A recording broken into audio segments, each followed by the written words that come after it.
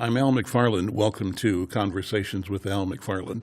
This edition of Conversations with Al McFarlane is brought to you by Comcast, working to bridge the digital divide through Internet essentials and partnering with organizations across Twin Cities to help make our region an even better place to live, work, and play. Organizations like the Minneapolis Urban League. I'm pleased to have as a guest for this program Stephen Belton. Stephen Belton is an attorney, an experienced executive, a community leader, and is the CEO of the Minneapolis Urban League. Background-wise, Stephen earned a BA in political science from Washington University, JD from University of Michigan Law School. He's completed the majority of his requirements for the master's degree in divinity. Is that done yet, or still working in that direction? Work in progress. Okay. And at Luther Theological Seminary in St. Paul, and married for nearly 30 years to the Honorable Sharon Sales Belton, the former mayor of Minneapolis. Stephen and Sharon have 3 adult children. You've worked as Executive Director, Chief of Staff, Employee Relations Director, Director of Diversity and Equal Opportunity at the Minneapolis Public Schools. You were a partner and litigator at Leonard Street and Dinard,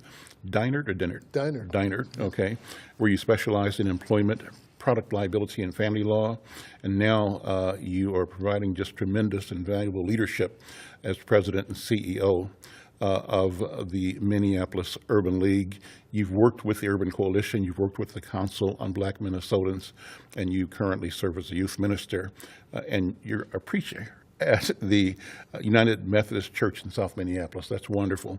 Steve, welcome to Conversations with Al McFarlane. Thank you for being here. Thanks so much, Alan. Let me add one correction, if I may, which I Please. will be held accountable for if I don't correct, and that is that I have been married to the Honorable Sharon Sales Belton for 38 years. Not 34. Not 34 years. This is an old note. It's an old note, yeah. Got So it, 38 years, and 38 wonderful years. I need to say that. Absolutely, and a wonderful human being, a great mayor, great citizen, great leader in our community, and so I think the two of you mirror greatness and what greatness represents in our community and in family. So thank you both. So Urban League is a legacy institution. I'm so glad that you are there. I'm glad because, Steve, I know you to be a powerful, effective organizer, a great orator, a person who speaks without fear and speaks with clarity and conviction, a person that's a doer and a demander. And the demands you make are demands that are founded in the truth of our experience or our predicament, but in the expectation that good will prevail. And so you strike out every day, challenging the status quo and calling on all of us to come up and be better. And you do that, and you give that body of energy to the work at the Urban League.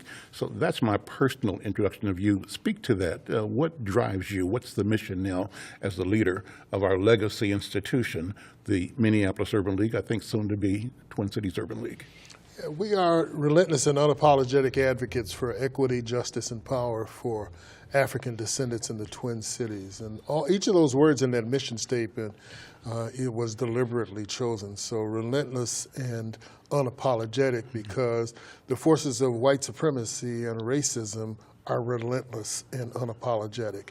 And we need to have an organization that is standing up to them in the same ways. We are not going away. The Urban League movement nationally has been around for over 100 years, and our affiliate here in the Twin Cities has been around for over 94 years. And so we've been here a while. We're going to be here a while. So relentless and unapologetic advocates, because that's exactly what we are. We advocate for policies, we advocate for programs, we advocate for resources that are equitably distributed. And equity in this case does not mean equal. And so we have been held back through deliberate policies of discrimination, through the manifestations of a white supremacist system for so long that to simply give us an equal share would continue to relegate us to second-class citizenship, and that's unacceptable. So we're relentless and unapologetic advocates for equity, justice, and power, because that's the objective here. We're trying to get equity and justice and power for our community. For African descendants recognizes that we no longer work for just African Americans. The Urban League movement got started started as a result of the Great Migration back in the 20s, when black people were moving from the South to escape Jim Crow and looking for opportunity in the newly industrialized North, and they needed an organization to help translate what was going on in the cities and that experience. So people came to the Twin Cities in Chicago and Cincinnati trying to figure out, where do I get my hair did? Where do I get a job? Where the church is at? Where can I get some barbecue? So the Urban League stepped into that void. But now we are receiving African descendants from all over the globe. And so obviously in the Twin Cities, significant East African population, but also West Africans and Caribbeans. And so the Twin Cities is a microcosm of the diaspora of African people from around the country, and this Urban League needs to be responsive to those needs. You know, there was a time when I think some in public policy leadership questioned the validity, the value of maintaining legacy institutions like the Minneapolis Urban League, like the NAACP, like Sabathani Community Center, like the Hallie Q. Brown, MLK, Phyllis Wheatley.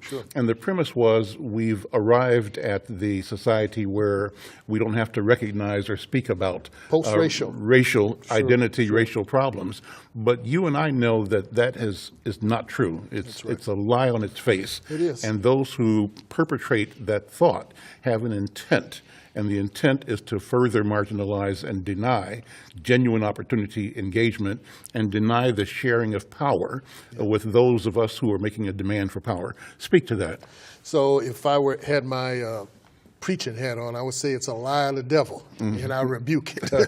So the fact is that our legacy organizations have been subject to a deliberate or negligent practice and policy of disinvestment over several years. And so what we have seen in our organizations is what's happened in our community. We know that our community has been subjected to disinvestment, public disinvestment, private disinvestment. In our community organizations, our legacy organizations, which reflect and support the community, have suffered from that same disinvestment. And so I've actually asked for some academic study about this issue to be able to track what has happened over time. So just as one example, the Minneapolis Urban League in 2010, actually it was more like 2009, received an allocation from the United Way of the Twin Cities of $1.1 million. In each of the succeeding 10 years that follows, there was a disinvestment or a lowering of that allocation by over $100,000 until in 2016 we were notified by the Twin Cities Urban League that they would no longer fund the Urban League. The United Way, that they would zero fund the Urban League. And so we went from $1.1 million in 2009 to $0 beginning in their program year that began 2016, 2017. Now, the United Way would say, and I'm not trying to defend their practice because it was horrendous and I think it was deliberate and intentional, but they would say that we don't fund programs, we don't fund agencies, we fund program areas. Well, that's nonsense. It's because it's just doublespeak. If, for example, you say you're going to support battered women's programming and domestic abuse, then you're going to support the Harriet Tubman Shelter, because they're the largest provider of those services. If, as the United Way did in 2017, decide we're no longer going to fund domestic abuse, and then they are making the decision, while they say that we decided we're going to fund this program area, they also defunded Harriet Tubman. And that's essentially what they did with the Urban League over a 10-year period of time. And so we know that our organizations have either been targeted intentionally, some would argue have conspiracy theories about backroom. I don't necessarily subscribe to that. I think it's been neglect, and I think it's been in part because white people have decided that this is a problem that they can't fix, or they just have become comfortable with the disparities and with the mistreatment, with the racist policies that impact the lives of African descendants. They are okay with it as long as we don't, until something crazy happens, until we have Philando Castile, or till Jamar Clark is murdered by the police, and then the community erupts. Then there's a lot of attention paid to it. Or until you get a report in the New York Times that says Minnesota is worse than Mississippi in terms of its economic not because white people care, because the philanthropic community cares anymore. It's simply a matter they're embarrassed and they don't want the attention. I'm Al McFarlane. This is Conversations with Al McFarlane. My guest is Stephen Belton. Stephen Belton is the CEO of the Minneapolis Urban League. In the spirit of disclosure, let me tell our listeners and viewers that I presently am a board member of United Way, and I have been both a board member and chairman of the board of the Minneapolis Urban League. Yep. And so I want that to be on the table so that everybody is clear on that. Yep. So, and you and I are clear on that. And we're clear on that, And so, and my point then as a journalist and a communicator is to continue to champion the interests of our people. It's all about how we continue our march towards equity, towards freedom, towards the recognition of our right and our responsibility to live dignified and fair and lives that have access to the things we pay for as citizens of this country. And up to now, we have been shortchanged. We have. And we continue to be shortchanged, and I think it's by the structure of power, and sometimes it's by misinformation on our side. We fear rocking the boat. That's true. You don't. I don't. Well, part of my faith is that everyone has a prophetic responsibility. And there's two kinds of prophetic power. There's the prophetic power that is the ability to speak truth in advance. Mm-hmm. And then there's the prophetic responsibility to speak truth to power. And so not everyone has the ability to foretelling is what we call it. And not everybody can know what's going to happen in advance, be an Isaiah as an example. But everybody can share in the responsibility for forthtelling, and that is speaking truth, and specifically speaking truth to power. And so I regard it as part of my faith. It's part of their responsibility. But I was also raised by fearless people. And so my mother and my father were both fearless. And they both came up from the South, and specifically came from Kansas City, Missouri, which was very south. Which is where I'm from. Exactly. Right, yeah. So you know from That's where right. I speak. That's right. So they came up from there, but they had the view that, you go out into the world and you make a difference. You bring value, you add value, and you care about the people. And so I regard myself as a servant. That's what I'm doing. That's why I'm at the Urban League now. It is part of my call. I'm not preaching at the Urban League. I'm not leading a religious organization, but it is very much a call. Mark Morial, the president of the National Urban League, when he recruited me for this job, because I was considering and I was waiting for an appointment to lead a church, he said, Brother Belton, he said, I think you ought to pray on it. He said, from my perspective, he said, being the CEO of a local affiliate Urban League is, and these are his words, it is a secular call to high-intensity urban ministry. That's exactly how we regard it, as my secular call to high-intensity urban ministry.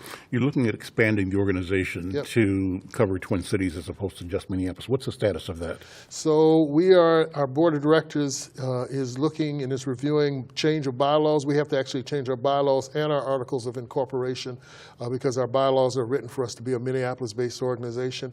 That'll be done early in the second quarter. So we turn the second quarter in April now. So I actually expect it to be finished at our May board meeting. And then we will officially flip the switch. We've got a lot of ministerial things to do, like changing our website and our web address and, stationery and those kinds of things. We will officially become Urban League Twin Cities at that point. I'm looking for third quarter and then early into the fourth quarter to actually establish programming. We're looking to partner and we're looking for organizations in the East Metro to set us up and to engage us in the kind of services that we do at the Urban League, beginning with the East Metro and St. Paul. Right now, about 22% of our clients and our services are in the East Metro area already. So we are, in some ways, we're simply announcing what we have already become. In the last couple of minutes here, Steve Belton, what's the charge to ordinary citizens of our community, black community, first of all, African descendant community, but then beyond that to the entire community? What do you think? So we have, here's the secret sauce of what the Urban League does, and we offer programming in the areas of workforce, so we put people to work. We work with employers to get identify jobs that are in industry, recognize value in credentials. We do housing. we do educational programs, and we do health. And the secret sauce is that there's this odd acronym we use called RAT, and it stands for respect, accountability, and if you do those two things, then you earn trust. And so what our community can do, what the community that supports and engages us, whether it's African Americans or whites or anyone else, is that they can engage along that same continuum. And so it's a matter of offering respect. We don't judge people where they are. We respect people and accept people where they are. And I would say to the broader community, get engaged, find a place, get in where you fit in. So we've got lots of volunteer opportunities. We have 2 auxiliaries at the Urban League. There's the Young Professionals, which is our under 40 group that are very active, and we have the Urban League Guild, which is open to men and women who want to be able to support the programming, the policies, and the work of the Urban League, and to raise money for us. And then the second is accountability. We don't simply accept people where they are and say you don't have to change, because everybody, including myself, can grow and change. And so we believe in becoming lifelong learners, and for those people who are trying to get into the workforce, get into housing, who need education, who need changes in their health, it's a matter of developing a plan and moving along that plan and being held accountable for it. And that in terms build trust. We look to engage trusted relationships across the broader community. We have lots of allies and supporters and people who are committed to the work and to the objectives of the Urban League. And that's what we can do. That's where we can all lean in. You stepped out of a day of testimony over at the state legislature to come here for this interview. What's on the agenda at the state legislature? Right now, we're looking at jobs bills today. Particularly, I testified this morning on one of the jobs bills, and we are hopeful to receive a direct appropriation from the legislature for a consortium that we are in with 4 community-based organizations, Emerge, Stair Step Foundation, Sabathani, and the Urban League, to help provide jobs, put people to work, and to give them the training that they need to be able to stay in a training program, give them the support that they need. And so we're hopeful that the legislature will give us a direct appropriation as opposed to this intermediary strategy that a lot of philanthropic supporters and the legislature likes to do, which is to set somebody else up like DEED, the Department of Employment and Economic Development, to administer these grants rather than engaging with us directly. They can trust us. We do good work. We get good results. And we have both the accountability and the trust in the communities that we are serving. So, and then this afternoon, we're going to be working on testifying around a Safe Streets bill, which is a strategy to promote early intervention, early violence intervention. And in our community, you still have many, many acts of violence, gang-related in some cases, and others domestic violence. And we need strategies, boots on the ground work out of trusted community organizations to help that. And we're hopeful that the legislature will appropriate funds for us to be able to do that work. Steve Belton, at the end of the day, I hear you talking about establishing a new narrative, Absolutely. a new understanding, something that everybody can weigh into, sort of creating a public mind that reflects, number one, the dignity and the genius of our people and our capacity to serve ourselves, and in doing so serve humanity, and to make our state, our communities better. But we have to be at the table, and we have to understand and be willing to exercise the levers of power that we have in our own agency. What do you think about that? So I would say, first of all, it's not a new narrative. It is really recapturing the existing narrative. It's getting rid of those layers of false narrative about our community. But you're absolutely right. We need to drive our own story. We have the ultimate responsibility for taking charge of our narrative, of getting our story out there. Part of what we have to do is to make sure people understand that it's not just a question of when we all do better, we all do better.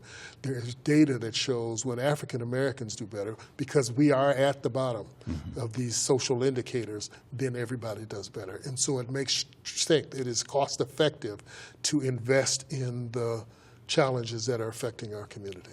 Steve Belton, thank you so much. It's a pleasure, Al. Have a great day. Thank you very much. I'm Al McFarlane. This is Conversations with Al McFarlane. We'll see you again next time.